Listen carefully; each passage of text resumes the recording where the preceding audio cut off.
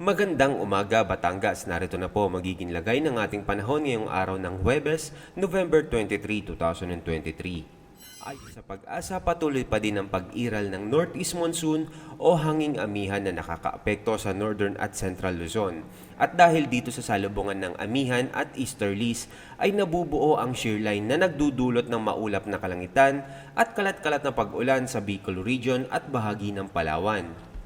Samantalang mayroong cloud cluster sa labas ng Philippine Area of Responsibility sa kanluran ng Palawan. At dito sa Southern Luzon at Northern Samar ay may binabantayan din na cloud cluster na nagdudulot ng mga pag-ulan. Para naman po sa probinsya ng Batangas ay makakaranas po tayo ng bahagyang maulap na kalangitan na may mababang tsansa ng kalat-kalat na pag-ulan sa bandang hapon hanggang gabi. Sa hilagang parte ng Batangas ay may 18% tsansa ng pag-ulan.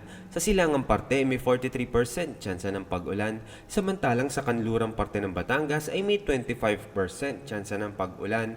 At sa katimugang bahagi ay may 42% tsansa ng pag-ulan. Kaya paalala natin sa ating magigiting na kabatang na magdala ng pananggalang sa init at posibleng pag-ulan. Ang magiging agwat ng temperatura ngayong araw ng Huwebes ay nasa pagitan ng 24 to 32 degrees Celsius. Si Haring Araw ay sumikat kaninang 5:59 ng umaga at lulubog mamayang 5:25 ng hapon.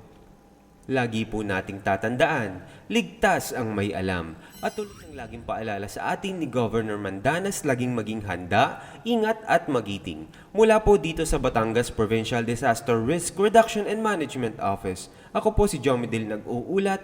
Magandang umaga po.